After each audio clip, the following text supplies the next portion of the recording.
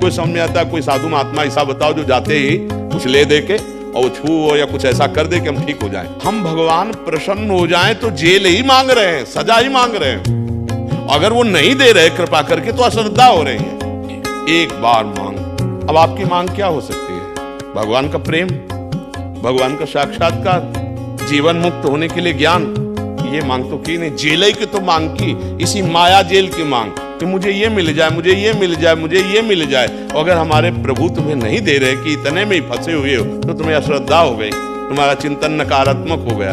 कल यही तो बहुत दुखद बात हो रही है कि अगर हम संत के पास जाते हैं तो नौटंकी नाटक पसंद करते हैं। और अगर तुम्हें सच्ची बात बता रहे हैं कि गुरुजनों ने कहा नाम जप करो, गुरुजनों ने कहा सच्चाई से चलो, अच्छे आचरण करो, दूसरों की सेवा करो, तुम सुखी हो जाओगे, ये बात समझ में नहीं आती। झूठी बात तुम्हारी समझ में आ जाती है। कह रहे हैं कि तुम्हें कुछ नहीं देना, 10 मिनट केवल नाम जपना शुरू करो, ईमानदारी से 10-10 मिनट बढ़ाते चले जाना, एक दिन परम सुखी हो जाओगे। अब ये बात कैसे समझ में आएगी? सत्य बात, सत्य मार्ग असत बुद्धि को समझे में नहीं आता। वो चाहे, इसीलिए फिर जो सत्य मार्ग को नहीं जानते हैं ना, तो फिर ऐसे ही नाटक में फंस जाते हैं या नाटक करने लगते हैं। ए भाई, आपके कर्म जो पाप कर्म है, दुख देने वाले, वो जब तक भस्म नहीं होंगे तो कोई पैदा नहीं हुआ सृष्टि में कि तुम्हें सुखी कर सके।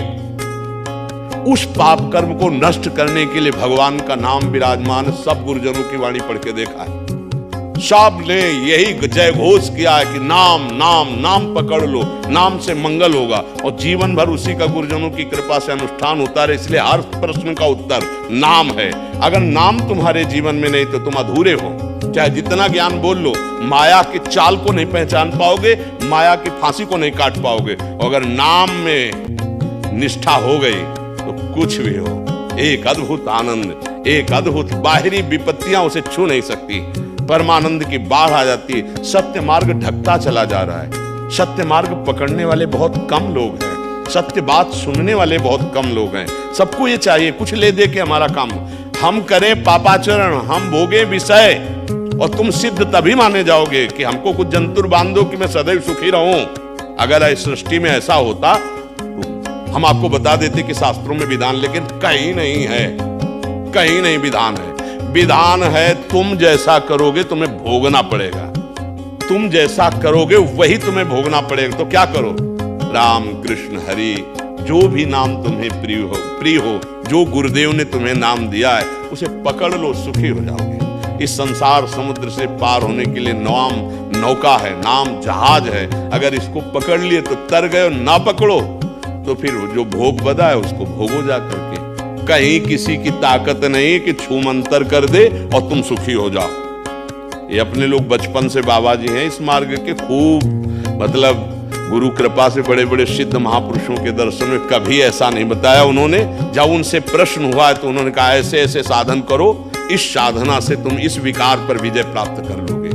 तो ये बात आजकल शास्त्र की समझ में नहीं आती है। सबको समझ में आता है। कोई साधु महात्मा ऐसा बताओ जो जाते ही कुछ ले दे के और वो छू या कुछ ऐसा कर दे कि हम ठीक हो जाएं। बावरे लोगों की बावरी भीड़ इस बात को समझ नहीं पा रही कि अवश्य में वो भोक्तव्यम कृतम कर्म शुभाशुभम, शुभ अशुभ कर्म को भोगना पड़ता है। अब जैसे तुम यहाँ आए, तुम्हारे मन में कामना कोई थी यार, अगर बाबा जी के यहाँ जाए कामना पूरी हो जाए तो हम जान जाएंगे बाबा जी चमत्कारी है। अब संयोग बैठ गया आपके शुभ कर्म का, और ये शुभ कर्म तो बना ही संत दर्शन के लिए भावना करके धाम में भगवान के आए, और वो शुभ कर्म का संयोग बैठा और काम हो गया। अरे बोले बाबा बड़े चमत्कारी, समझ रहे हो?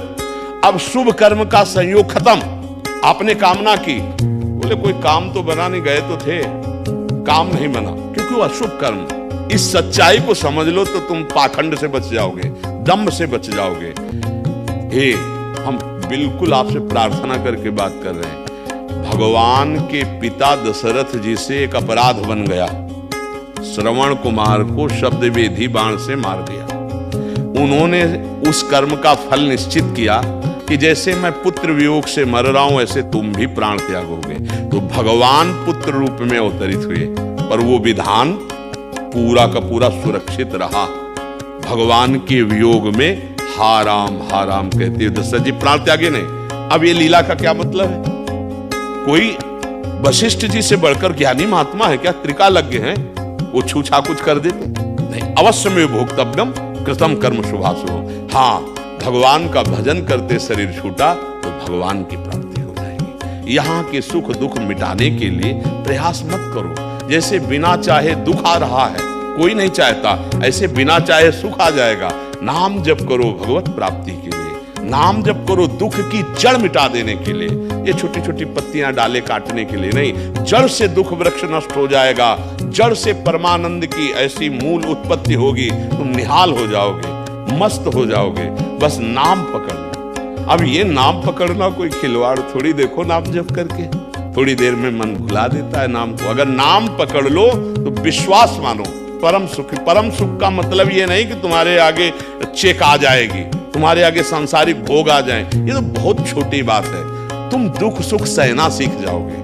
बड़ी से बड़ी विपत्ति में भगवान को छोड़ने की बात नहीं आएगी कि हम प्राण त्याग सकते हैं, लेकिन धर्म नहीं, भगवान नहीं, भजन नहीं, ये मिलता है भजन से। वो ऐसा परम पद में आरूढ़ होता है, उस महान परमेश्वर की पदवी को प्राप्त होता है जहां न जन्म है, न मरण है, न दुख है, न शोक है, न चिंता है, न भय है, किसी भी तरह का कोई दुख स्पर्श नहीं कर सकता। ऐसे पद की प्राप्ति होती है।